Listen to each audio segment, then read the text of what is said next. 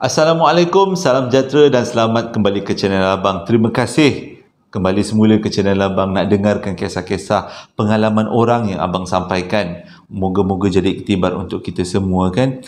Jadi hari ni Abang tak nak sentuh pasal Kowe, nanti takut pula ada yang cakap Abang ni Kowe punya ambassador ke? Tak adalah, Abang bukan Kowe punya ambassador. Cumanya Abang ceritakan apa yang terjadi dengan Kowe Abang setiap kali Abang nak ceritakan kisah seram, dia bertukar warna jadi warna merah. Tapi hari ni bukan warna merah, warna hijau.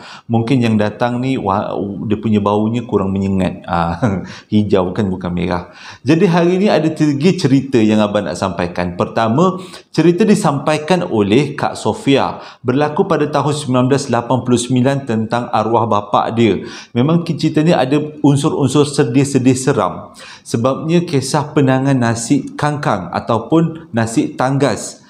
Itu cerita pertama. Cerita kedua disampaikan oleh seseorang yang bernama Ayen.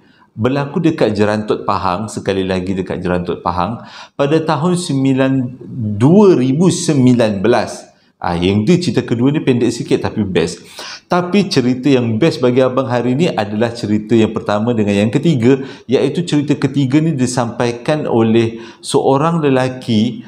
Berlaku pada tahun 2010 dekat Nibun Tebal, Pulau Pinang. Kisah dia seorang pemandu lori yang menghantar makanan ayam dekat Nibun Tebal. Jadi kalau korang nak tahu cerita daripada mula sampai habis, tonton video Abang. InsyaAllah Abang akan ceritakan, moga-moga ada pengajaran yang baik untuk kita semua.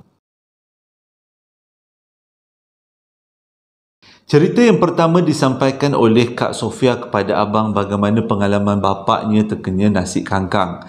Cerita dia macam ni. Pada tahun 1989, tengah-tengah Kak Sofia dengan adik-beradiknya dan emaknya berehat di ruang tamu, tiba-tiba bapa dia balik dengan seorang budak perempuan berumur 2 tahun. Satu rumah terkejut.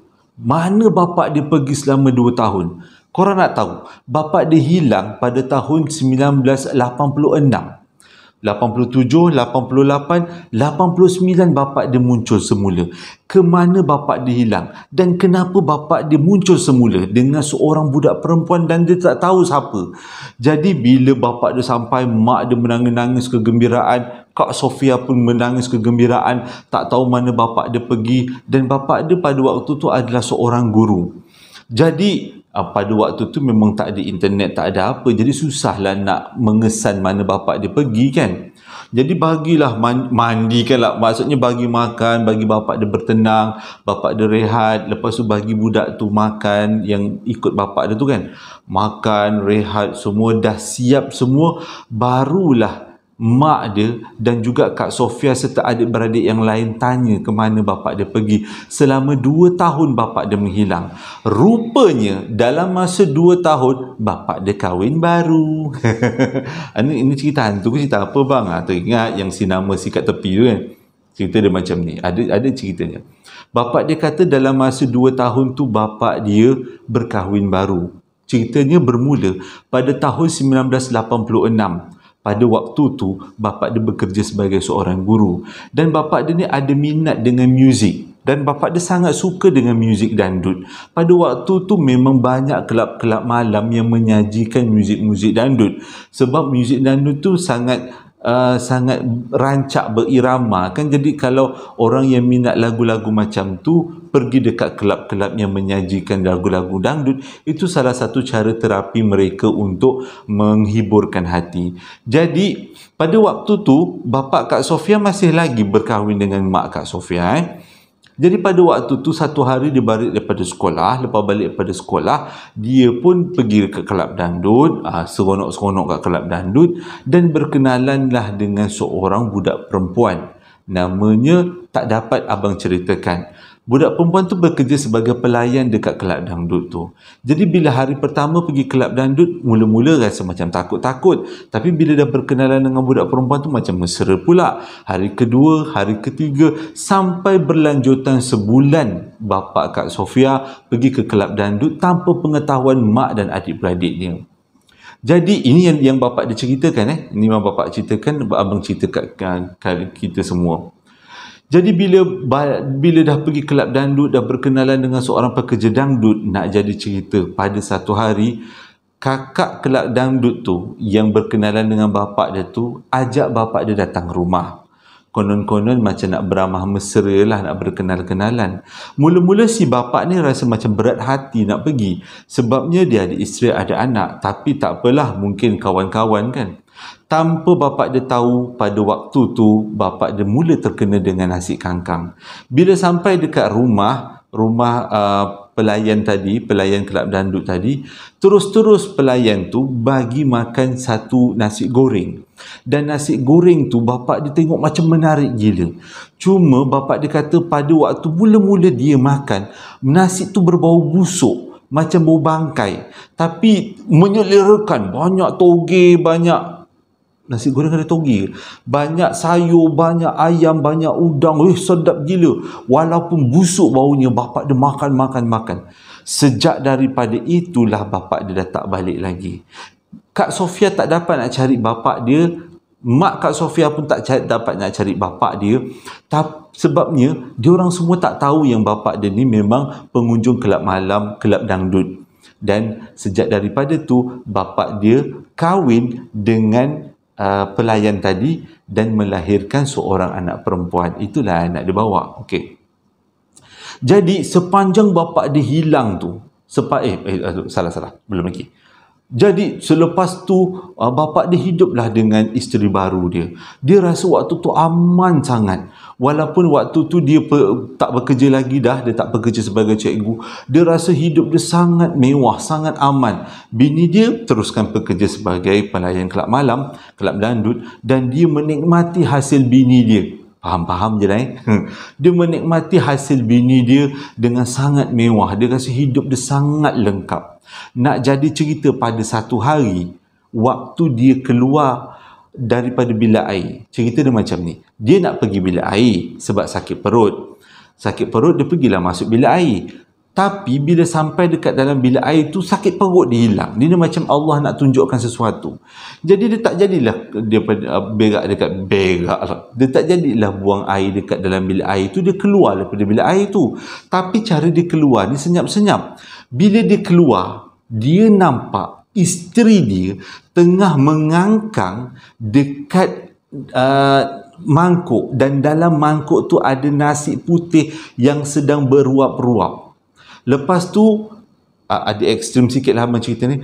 Peluh-peluh daripada bini dia semuanya jatuh ke dalam nasi. Sambil tu bini dia baca mentera yang dia tak faham.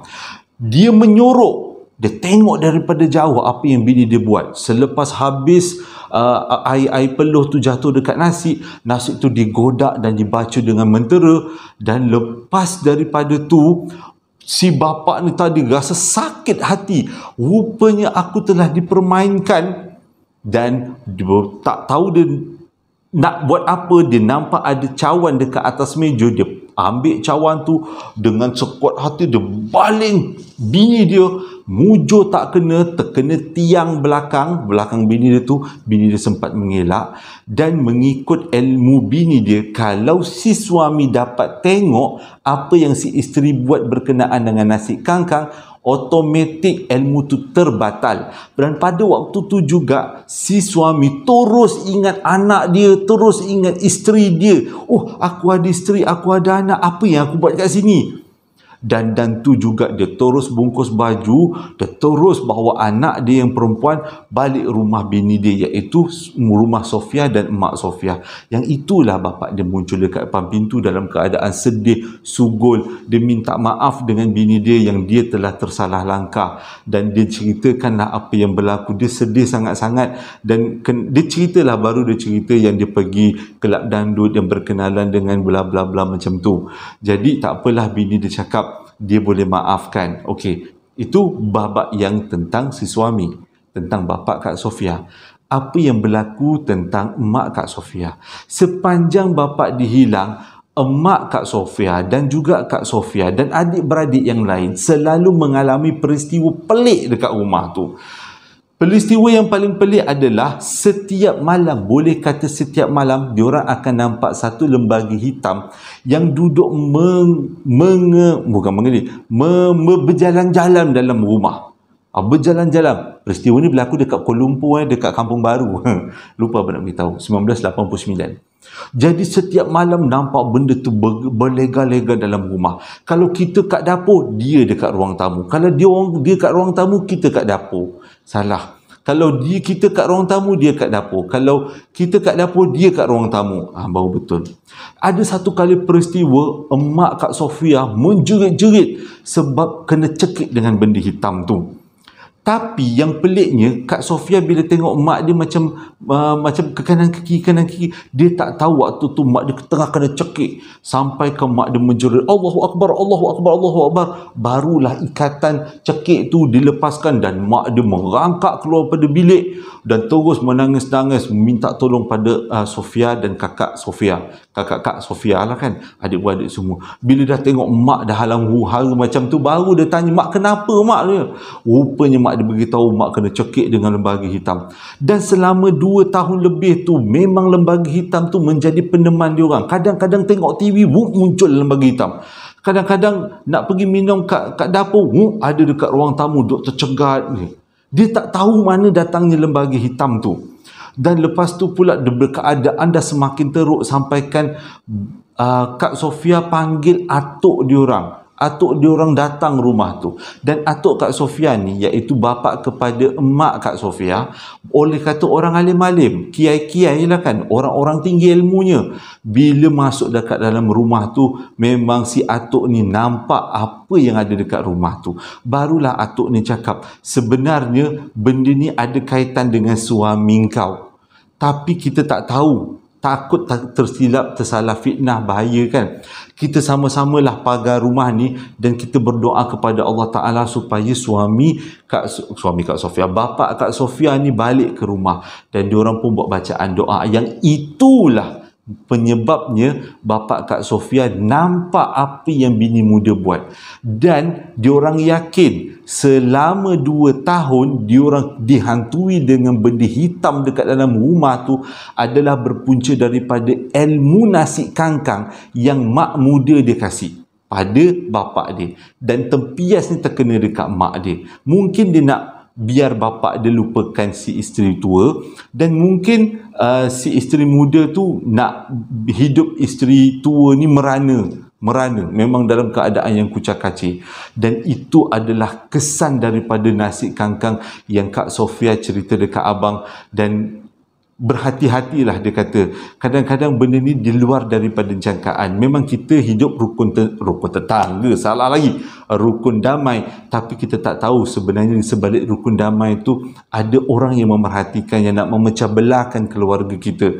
Jadi berhati-hati, janganlah pergi ke tempat-tempat yang kurang baik.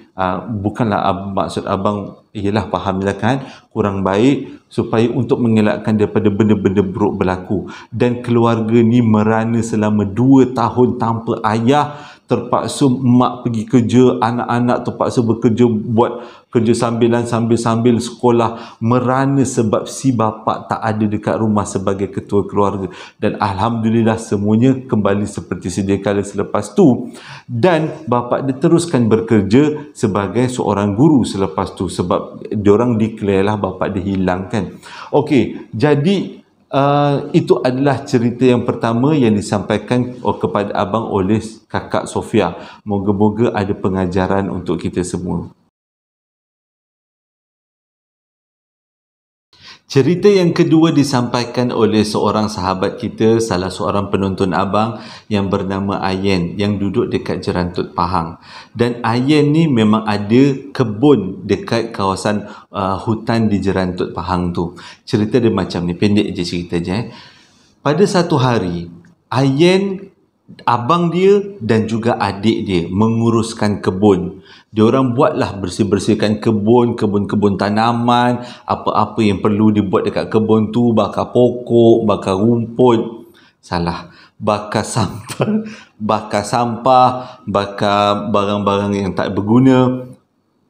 Jadi selepas diorang semua buat kerja-kerja tu, Diorang dalam keadaan berpeluh lah pada waktu tu, petang kan kita.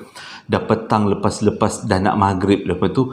Jadi diorang ni pun planning lah. Apa kata kita dalam keadaan yang dah berpeluh-peluh ni, jomlah kita pergi mandi sungai. Nak jadi cerita, sungai tu terletak dekat lah juga dengan diorang punya ladang, diorang punya kebun. Taklah terlalu jauh. Jalan naik motor lebih kurang 10 minit. Dan sungai tu boleh kata dia kata sangat cantik, sangat dalam, sangat indah sungai tu. Kalau nak buat mandi memang bagus. Tapi dekat sungai tu orang kampung pernah cakap agak berhantu sebab dekat sungai tu ada ditumbuhi dengan satu pokok. Pokok tu besar, macam pokok beringin lah, macam tu, meringa rendang. Jadi diorang kata dekat bawah pokok tu ada perkampungan bunian. Tapi ketiga-tiga adik-beradik ni, Ayen, abang dan adik dia, taklah nak berapa percaya sangat.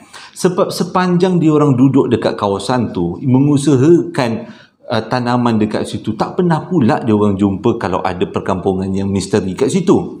Jadi bila dah penat-penat bekerja dekat ladang tu, diorang pun naik motor pergilah dekat sungai tu. Belum sempat apa-apa, diorang pun teruslah masuk dalam sungai bermandi-mandi. Waktu tu dah mula azan maghrib. Diorang punya planning, diorang mandi-mandi kat sungai sebab dah siap bawa sabun pencuci semua, beruk gigi semua dah siap bawa, dan diorang lepas mandi sungai akan balik ke rumah. Balik ke rumah barulah buat solat maghrib. Sebab jarak rumah dengan kebun diorang taklah terlalu jauh sangat.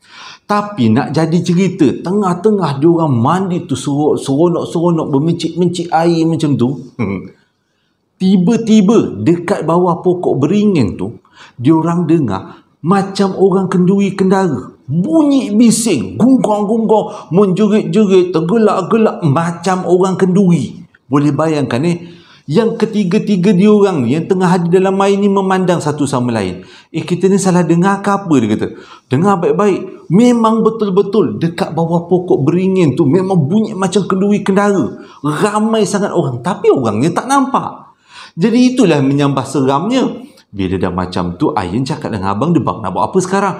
Jom balik. Jangan tegur-tegur. Diorang pun naiklah atas. Dia naik atas, naik ke tebing, lap badan, teruslah diorang naik atas motor balik. Korang ingat sampai situ aja ceritanya? Tak, nak jadi cerita dah, nak Tuhan nak tunjuk dah kan. Bila diorang dalam perjalanan balik tu, tiba-tiba si Ayen ni, dia membonceng dengan abang dia. Si Ayen ni dengar macam ada benda dekat belakang tu.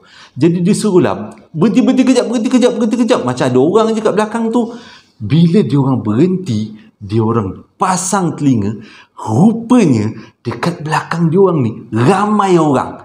Macam berborak-borak satu sama lain, siap tergelak-gelak, meremang-remang. Seolah-olah diorang yang ada dekat bawah pokok beringin tu ikut diorang nak balik. Diorang apa lagi, pacut motor tu, terus tak pandang belakang, pacut laju. Tapi bahaya juga sebab jalan kebun kan, keadaan jalannya tak berapa nak elok sangat kan.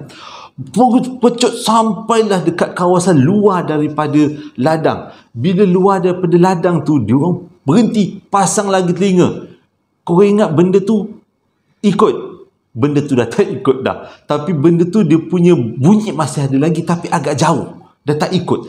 Tapi benda tu menyebabkan diorang bertiga ni rasa risau, takut. Jadi bila dah berhenti, dah pastikan benda tu tak ikut, diorang teruskan perjalanan balik rumah. Sampai dekat rumah, masing-masing pucat muka. Esoknya tiga-tiga demam. Walaupun kata Ayen tak nampak, tapi setiap kali masa diorang berjalan, berbawa motor lah, menunggang motor, dengar benda kat belakang tu, benda orang bertergelak-gelak, menjerit-jerit, seolah-olah ikut ramai-ramai yang diorang naik motor. Kalau abang seram gila. Tapi bila sampai rumah, alhamdulillah benda tu tak ikut dan benda tu stay dekat kebun. Tapi pengajaran yang diorang dapat kat sini adalah diorang perlu balik daripada kebun sebelum masuk waktu maghrib. Sebab waktu maghrib adalah waktu untuk alam sebelah beraktiviti. Jadi sejak daripada tu, diorang bertiga memang ambil langkah berjaga-jaga. Kalau terlalu banyak kerja yang perlu dibuatkan di kebun tu, diorang akan sambung besoknya. Takkanlah diorang buat kerja selepas waktu maghrib. Waktu abang baca cerita yang ketiga ni, abang rasa macam nak terkencing. Nanti abang ceritakan kat korang. Kisah ini dihantar oleh seorang lelaki namanya Lazi. Bukan nama sebenar. Abang guna nama yang diberikan oleh penonton dalam komen kan. L-A-V-I. Lavi. L-A-Z-I. Salah. L-A-Z-I. Lazi. Pelik sikit lah nama dia yang abang gunakan kali ni. Dia ceritakan ke abang, kisah ni berlaku pada tahun 2010. Si Lazi ni, dia kerja sebagai pemandu lori. Tapi dengan lebih tepat lagi, kerja dia adalah memandu lori membawa makanan ayam. Makanan ayam tu perlu dihantar ke beberapa negeri. Nak jadi cerita pada tahun 2010, dia perlu menghantar makanan ayam di dua negeri, iaitu negeri Kedah dan juga negeri Pulau Pinang. Dekat negeri Kedah tu, kalau abang tak silap, dekat Gurun Kedah. Lebih kurang macam tu dah, kalau abang silap nanti betulkan tau.